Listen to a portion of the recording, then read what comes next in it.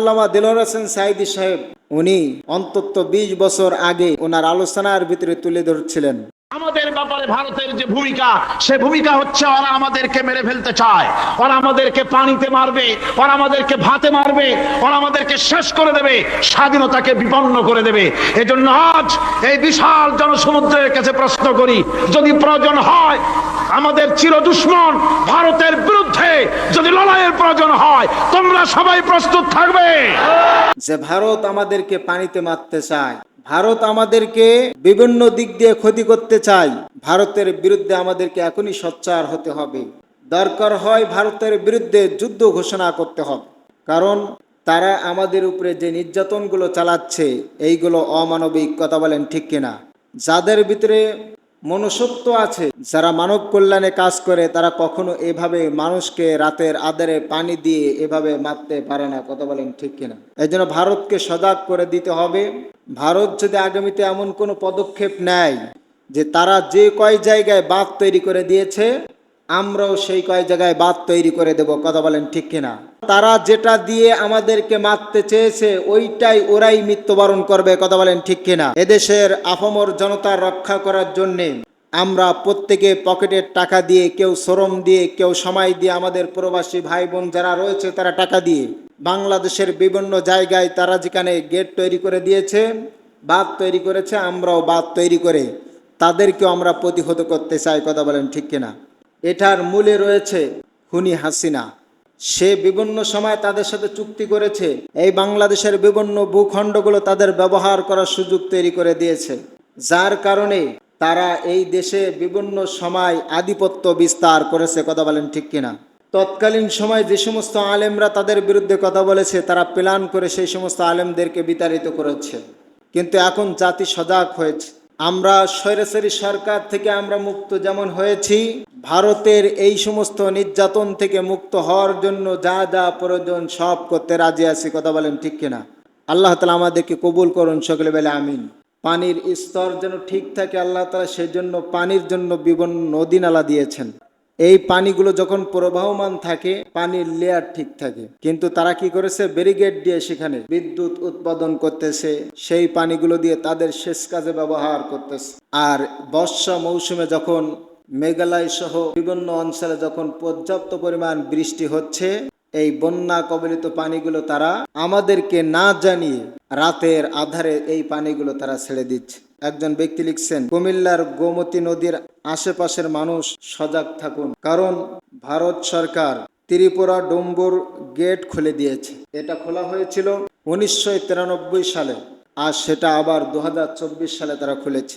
এই নদীগুলোতে বাদ দেওয়ার শরিয়াতের কোনো বিধান নাই। আল্লাহ তাআলা এই নদীগুলো দিয়েছেন যেন প্রবাহমান এই পানি প্রতিনিয়ত যেন চলতে পারে, কিন্তু এই পানিগুলোকে তারা বাধাগ্রস্ত করে রেখেছে। শুকনা মৌসুমেতে আমাদেরকে পানি না দিয়ে আমাদেরকে মারতে চেয়েছে, যাতে করে এখানে যদি ফসল ফলাদি যদি উৎপাদন না হয়, মানুষ খেতে পারবে না, তাদের দ্বারস্থ হবে। পানির লেয়ার নিচে থাকলে এখানের কৃষকরা খাদ্যশস্য উৎপাদন করতে তাদের খরচ খরচা বেড়ে যাবে। এর জন্য তারা সেখানে গেট তৈরি করে দিয়েছে, প্রায় 30-40টা গেট তৈরি করছে, বিভিন্ন জায়গায় বাঁধ তৈরি করছে। আর বর্ষা মৌসুমে যখন আমাদের পানির প্রয়োজন নাই, তখন এই পানিগুলো আমাদের সাথে চুক্তি ছাড়াই রাতের আধারে পানিগুলো ছেড়ে দিয়েছে, যার কারণে কুমিল্লা, ফেনী, নোয়াখালী সহ প্রায় 8টা জেলা রাতারাতি তাদের ঘর বাড়ি তলায় গিয়েছে। হাজার হাজার মানুষ পানির ভিতরে হাবুডুবু খাচ্ছে, পশু পাখিগুলো মারা যাচ্ছে। সমুদ্র সৈকতে এই মৃত জন্তুগুলো সব চলে এসেছে।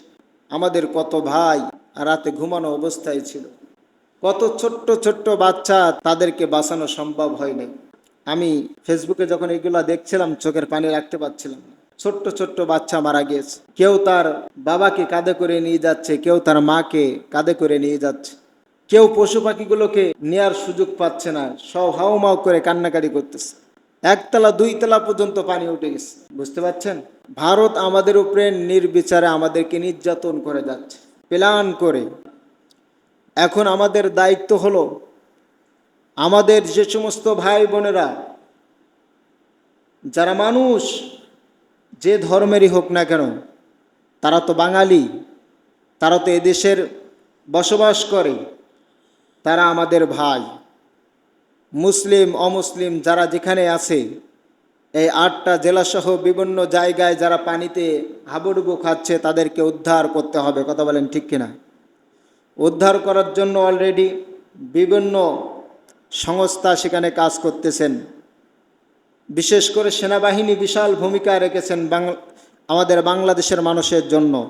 আমরা স্যালুট জানাই যে সেনাবাহিনী তারা মানব কল্যাণে যেভাবে কাজ করতেছে, এই মানব জাতি, এই বিশ্ব মানবতা, এই মনুষ্য জাতি আপনাদেরকে দীর্ঘদিন মনে রাখবে।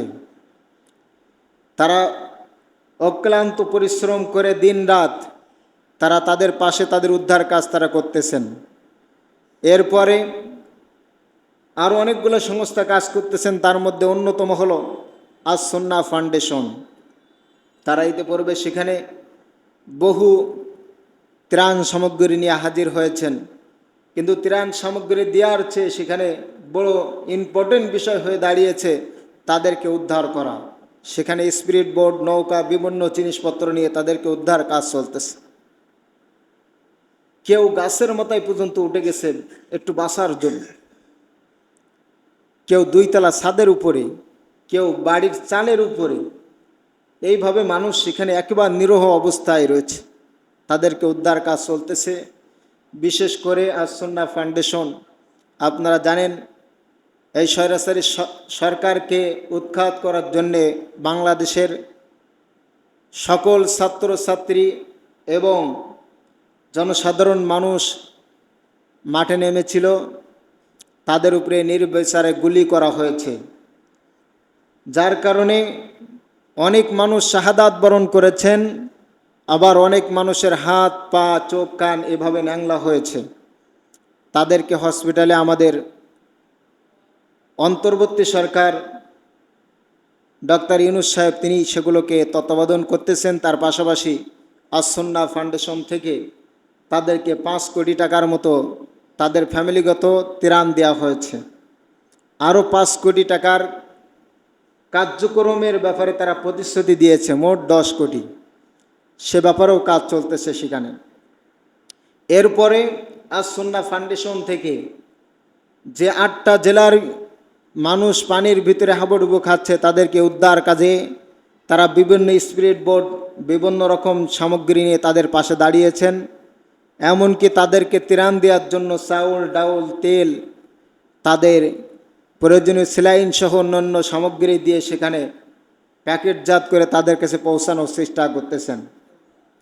আস-সুন্নাহ ফাউন্ডেশন থেকে শুধু বাংলাদেশ থেকে নয়, এই বাঙালি প্রবাসী আমাদের ভাই বোন যারা বিভিন্ন দেশে রয়েছেন, বিভিন্ন দেশের মানুষ যারা দেখতেছেন, তারা সেখানে টাকা পাঠাচ্ছেন। আপনার আমারও দায়িত্ব হলো আস-সুন্নাহ একটি বিশ্বস্ত ফাউন্ডেশন, যার মাধ্যমে আপনি টাকাটা দিলে সরাসরি আপনার টাকাটা এই মানুষের কল্যাণে কাজে লাগবে। এজন্য আস-সুন্নাহ ফাউন্ডেশন থেকে আপনারা যে কেউ চাইলে সেখানে টাকা পাঠাতে পারবেন, অর্থ সামগ্রী পাঠাতে পারবেন। তাদের পেজ রয়েছে, আপনারা তাদের পেজের ভিতরে ঢুকে পেমেন্টের ভিতরে যেয়ে আপনারা যে কেউ চাইলে সেখানে টাকা পেমেন্ট করতে পারবেন। খুব সহজ পদ্ধতি আছে।